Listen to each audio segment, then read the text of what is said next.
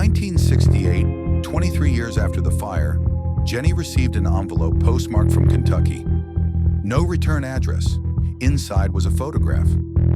The photo showed a young man in his 30s. On the back was written, "Maurice Sodder, I love brother Frankie, Eliel boys, a 90132 or 35. Jennie was convinced it was Louis, who would have been 32. The family hired a private investigator to trace the photo to Kentucky. The investigator went to Kentucky following the postmark. Then he vanished. He stopped responding to calls.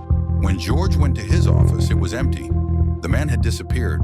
The Sodders never heard from him again. The cryptic message on the photo was never decoded. Eliel boys and the number sequence meant nothing to investigators.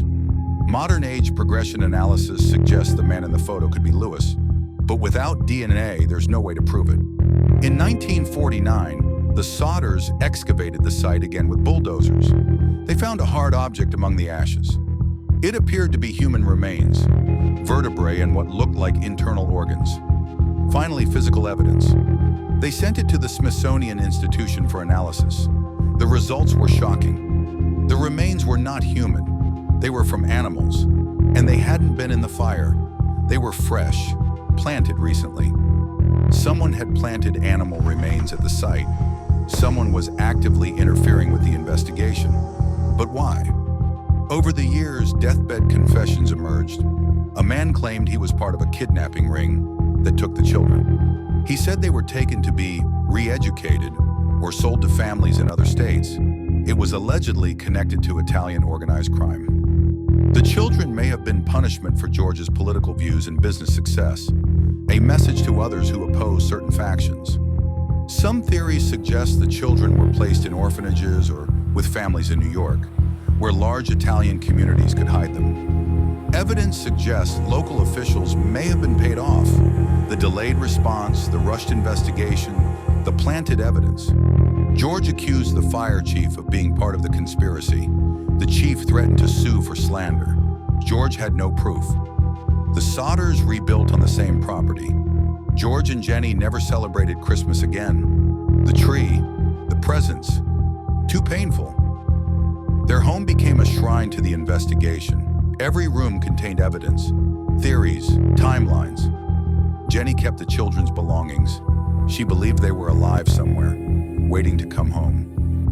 George spent every evening reviewing evidence, following leads, writing letters. Until his death in 1969, he never stopped searching. Jennie maintained a memorial at the cemetery with all 5 children's names, empty graves. She died in 1989, still believing they were alive.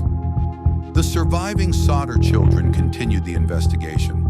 They spent their own money hiring investigators and following leads. Sylvia, who was 2 years old the night of the fire, dedicated much of her life to finding her siblings.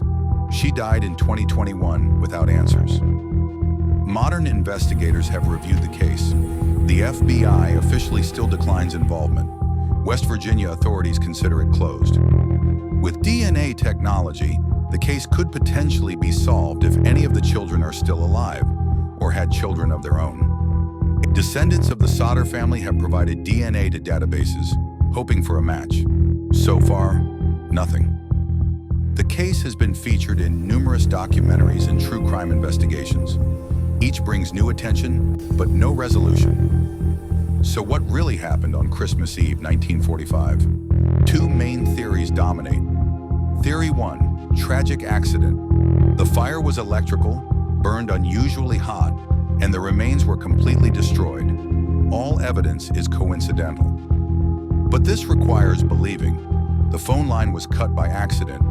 Both trucks failed simultaneously. The ladder moved itself, witnesses were wrong, and 5 bodies vanished without trace. Theory 2, kidnapping and arson. The fire was set deliberately.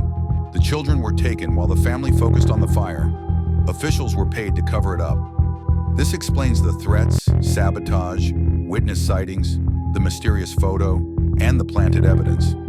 But where are the children? If they were taken, were they adopted into other families? Hidden in orphanages? Taken out of the country? Could any of them still be alive, unaware of their true identity? living normal lives with no memory of that Christmas Eve? The cruelest aspect, the Sodders lived their entire lives not knowing. Hope and grief intertwined for decades. In Fayetteville today, few remember the case. The billboard is long gone, but the mystery remains unsolved. Maurice, Martha, Louis, Jennie, and Betty Sodder disappeared on Christmas Eve 1945. They were 14, 12, 9, 8, and 5 years old. Whether they died in that fire or lived full lives under different names, we may never know. What we do know is that George and Jennie Sodder lost 5 children and spent their remaining years searching for truth. The official verdict remains: accidental fire, bodies cremated, but the evidence suggests something far more sinister. So here's what I want to know from you. What do you think happened to the Sodder children? Did they really die in that fire? Were they kidnapped? Could any still be alive today? Drop your theory in the comments below. And if this case disturbed you as much as it does me, subscribe for more unsolved American mysteries. Because sometimes the truth is buried deeper than we think.